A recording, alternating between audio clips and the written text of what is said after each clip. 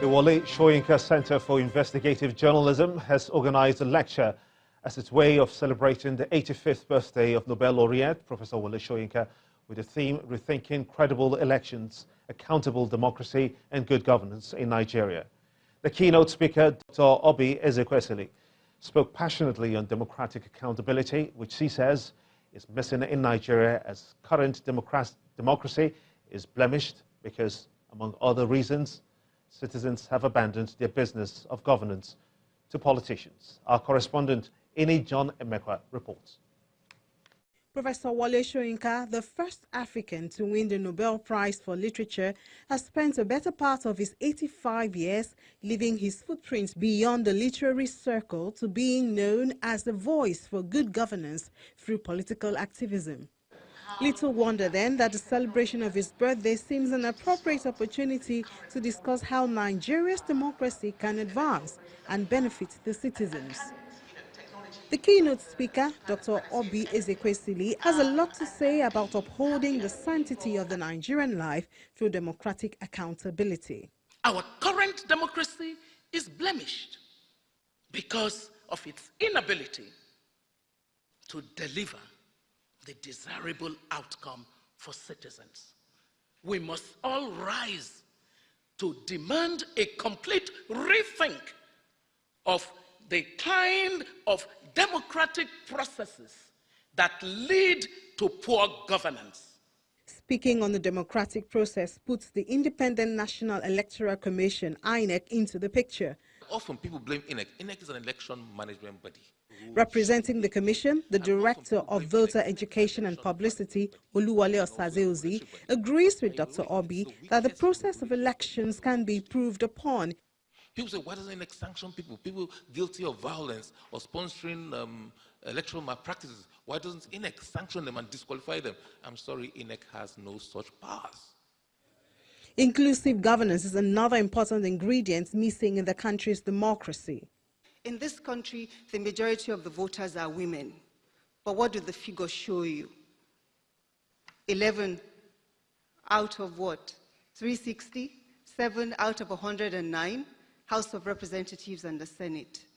And it's not for lack of trying, because from 1999 to date, the number of aspirants is actually increasing, but the number of candidature is not changing, or the number of candidates remains almost flat. It is not changing. Now, what is this telling us about our context? One is that our political system is very faulty. It does not understand inclusivity. It is not structured to respond to inclusion. A winner-takes-all approach is not going to deliver the dividends of democracy. To right the wrongs in Nigeria's democracy, the panelists ask Nigerians to see democracy not as the end, but just the means to an end, which requires the commitment and participation of the citizens for democratic accountability. Ini John Emekwa reporting for Channels Television News. More stories now. Lagos residents want the government to pay more attention to water transportation. This is coming a few weeks after a boat accident on the Badore-Ijede Sea route claimed about 12 lives. This report takes a look at water transportation situation in Lagos and its merits.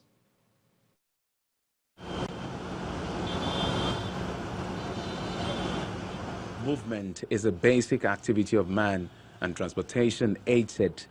With a land mass of 3,577 square kilometers, Lagos is Nigeria's smallest state.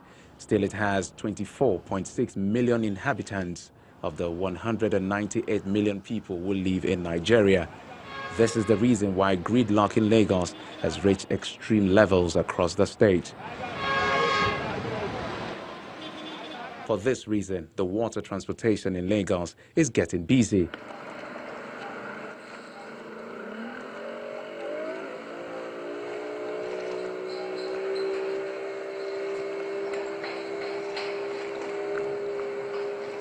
Residents of Ikorodu area would rather travel by water, but raise concerns. Water transportation on this side is the fastest to get across to Ajah, Lekki, because the total time taken on the route is so much. They need to sanitize some things like making sure people use life jackets, check those jackets if they are still in good use, as in the durability, the wear and tear and all that, then make sure there is no overload. If the government have their priority right, I think opening the waterways will be #1 priority. First, it will save the roads. Most of all that I have a car, I have to park it at the ferry station and cross over. And when I come back, I pick my car. It saved me the money. It saved the government. It saved the road that I would have stayed 4 hours on the road. Akim Balogun is an operation manager and has interfaced with challenges on the sea. For ages, some boats will have grounded. The boat will be there. Nobody cares to remove it. Either the owner of the boat or the government. And there is no any signage to show that this place is a danger, there's a wreck here. There is no security on waterways. Most of the time, our boats are stolen away. Boat mishaps are inevitable. Emergency response plans by the government are also needed to be put in place. We have a marine rescue unit of the police arms. We have the waterway that have their rescue teams. So if you look at it holistically, we've set up our beats in that pace. For the Lagos State Waterways Authority, enforcing the laws is critical, but safety is everyone's business. There are different lifespans of the life jackets, and the authority does that job of ensuring that on a yearly basis, every quarter, and in fact, even beyond every quarter as well, we go around checking life. In fact, that's one of the things we monitor and inspect, both the life jackets and also the engines of the boats. The dirt you leave on the floor finds its way down to the waterways through the drainage. So we must ensure that as well, we as a people don't litter our waterways, don't leave anything that can become a debris or even become a wreck on our waterways as well. But the state government as well is also looking continually to seeing how they can identify those wrecks wherever they may be, if they are wrecks and things that can be easily cleared, but also, like I said to you, using the water hygiene machine and the debris machine to clear the debris on the waterways. Uber has approached the state government and also the British government as well as the Netherlands government as well, and they're looking for ways to partner with the state government to ensuring that we can develop our waterways. With no official record on the number of deaths that occurred on the waterways between 2017 and 2018, the recent disaster, which claimed 12 persons, calls to question the level of safety on Lagos waters. And it's now very important that the Lagos State government and transporters put safety on the front burner like never before. Members of the ad hoc committee set up by the Senate to investigate the root cause of Ijegun pipeline explosion visited the Lagos State Governor, Mr. Babajide Sanwo-Olu, to proffer solutions to the pipeline vandalism. The 7-member committee, led by Senator Ibrahim Gobir, says that all recommendations made will assist the federal government to take a far-reaching approach to tackle vandalism. Governor Sanwo-Olu says that the issue of pipeline vandalism keeps recurring in the state and that he is ready to bring the perpetrators to book. The Senate committee investigating the Ijegun pipeline explosion arrives at the Lagos State Government House. The visit is almost expected after the death of no fewer than 10 people and several others that were injured. Governor Babajide Sanwo-Olu receives a 7-member committee, and the leader of the team explains why they are here. The main idea of us coming in is to make sure we investigate the root cause of that problem. The governor wants the perpetrators identified and made to face justice. We're hopeful that we can bring all of this thing to a complete stop, and we can identify perpetrators at whatever level they are, and they can be brought to justice. As the team preps to leave for Ijegun, the senator representing Lagos West Senatorial District, Solomon Adiola, tells us what the plans are for communities surrounded by pipelines. We are trying to propagate what we call community policing and alerting the people and in the environment to continue to be alert to the movement, any strange movement within that community, pending the time a lasting solution will be provided to this particular problem. Then straight to Ijegun to see things for themselves.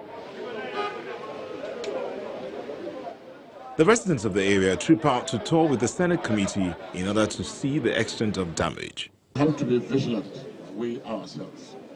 We have to make sure that we are our brother's keepers. We have to make sure we try to find out whosoever is trying to vandalize anything. Because it's not only for him, but for all of us.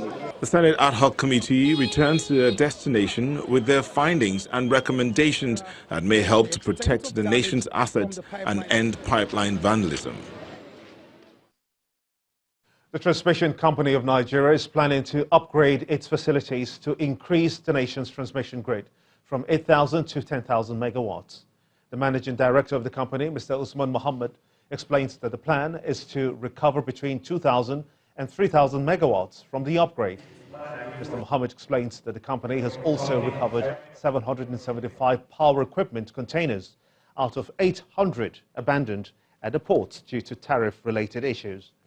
He adds that the company has received $1.661 billion from multilateral donors to boost power supply in the country.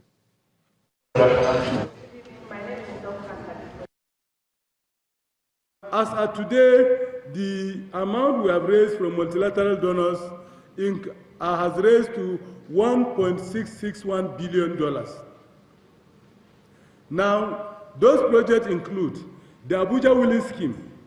The Abuja Wheeling Scheme is the one that will bring 5 substations in Abuja and bring a new supply route to Abuja from Lafia to Abuja. That project will put 2 330 kV substations in Abuja and put additional 3 number 330 in 132 kV substations in Abuja. Currently, Abuja has 5 132 kV substations and 2 330 kV substations. Now, that project, the contract for all the projects have been signed, and the contracts are effective. But let me tell you something about that project that is new to the power industry. And those things are: 1, the contract has 6 lots. 6 lots. Each of these 6 lots will pre-qualify about 10 contractors. But each of these 6 lots, the lowest publicly announced price becomes the lowest evaluated bidder. This has never happened in the industry.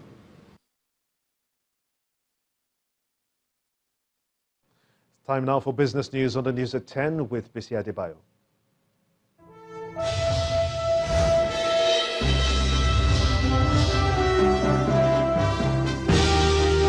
Welcome to Business News. Ahead of the official release of Nigeria's inflation data for the month of June, economic analysts have projected divergent expectations. Analysts at FSDH Merchant Bank's research arm expect the June inflation rate to drop to 11.32%, and that's down from 11.4% recorded in May. On the other hand, analysts at the financial derivatives company expect the headline inflation to rise to 11.42%, indicating a 3rd consecutive monthly increase in 2019, which will raise concern for the Central Bank Monetary Policy Committee at its upcoming meeting. The Statistics Bureau is expected to release its latest inflation figure tomorrow, July the 14th, and that's according to its calendar, while the CBN MPC will hold its 4th meeting for 2019 on July the 23rd and the 24th. Now, nearly 400 billion naira is lost at the domestic stock market this week due to sustained sell pressure in 4 sessions, as the 2nd trading week of July ends with a 2.41% drop in the all-share index. However, equities capitalization closed the week higher by 7.91% and 13.99 trillion naira on gains from the banking sector bellwether components. The shares of Zenith Bank, FBN Holdings and Wapik Insurance are lead contributors to a total of 988.49 million shares worth 13.83 billion naira from 16,414 transactions. Sovereign Trust Insurance is the best price performer out of 18 gainers, up 9.52%. Forte Oil was worst among 13 losers, down 23.33%, while the share price of 111 equities remained unchanged within the week. The Central Bank of Nigeria has asked bank customers to allow deposit money banks resolve their complaints on excess charges within a 30-day period. The CBN, in a series of tweets, guided bank customers on how to lodge complaints to enable the regulator follow up on such issues. The financial market regulator asked customers complaining about card-related and funds transfer issues to allow 72 hours period for resolution, after which the CBN can be contacted. And away from Nigeria now, Tanzania's central bank has fined Diamond Bank Tanzania Limited $435,000 or 1 billion Tanzanian shillings for breaching regulatory rules on data and service availability.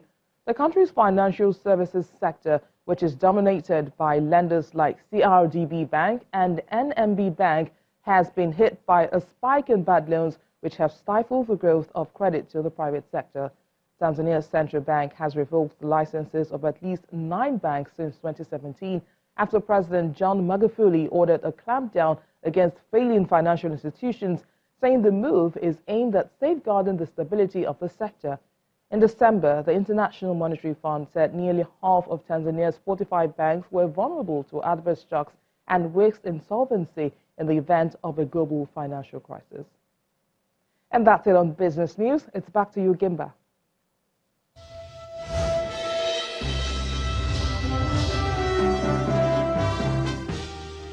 Still ahead on the news at 10, Romanian Simona Halep beats former world number 1 Serena Williams 6-2, 6-2 to win first Wimbledon title. That's in sports news. Stay with us.